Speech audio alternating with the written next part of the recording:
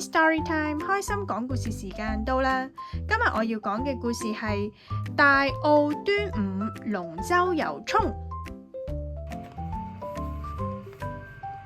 Hi， 大家好，我個名叫 Leslie 啊，我好中意探索新嘅事物。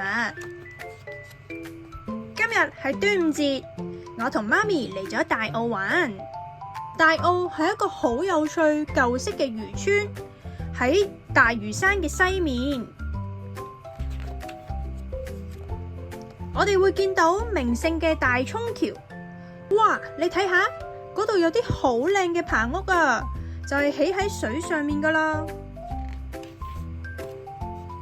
大涌橋呢，一年只會升起一次，就係俾龍舟船經過。哇，開始越嚟越多人聚集喺呢度啦。呢度有啲逼喎。Leslie 就話：睇下龍舟船嚟緊啦，等我都揾個有利嘅位置睇先。咦，不如我上返去嗰條橋睇啊！但係條橋升起緊喎，媽咪就嗌住 Leslie， 唔好啊，停啊！哎呀，小朋友，你唔好走咁埋啊，小心啊，好危險噶。於是我停低咗，又望返後面，大家都嚇到好驚啊！我媽咪都俾我嚇親啊！對唔住啊，媽咪，我應該注意我嘅行為，我下次會小心啲噶啦。於是有個婆婆就話：你過嚟啦，你過嚟呢邊睇啊，會睇得清楚啲噶。好啊，唔該晒你啊，婆婆。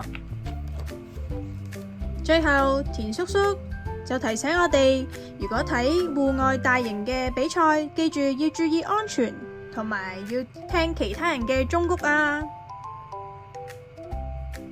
問題時間，第一條，邊一度係大澳呢？ A. 香港島 B. 九龍半島 C. 大嶼山。正確答案 C. 大嶼山。第二條，邊個同 Leslie 去大澳呢？ A. Leslie 媽咪 B. Olivia C. Vivian。正確答案 A. Leslie 媽咪。第三，邊個制止咗 Leslie 行上去嗰條橋呢？ A. 其他人 B. 田叔叔 C. 婆婆。正確答案 A。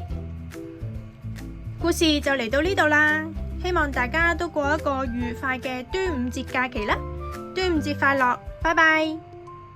故事就嚟到呢度啦，大家又鍾唔鍾意呢本書呢？又或者大家睇完呢本書之後又有咩感想呢？都可以留言話俾我知。最後，如果大家想繼續收聽 Happy Story Time， 就記得訂閱我嘅 channel 啦。我哋下次見，拜拜。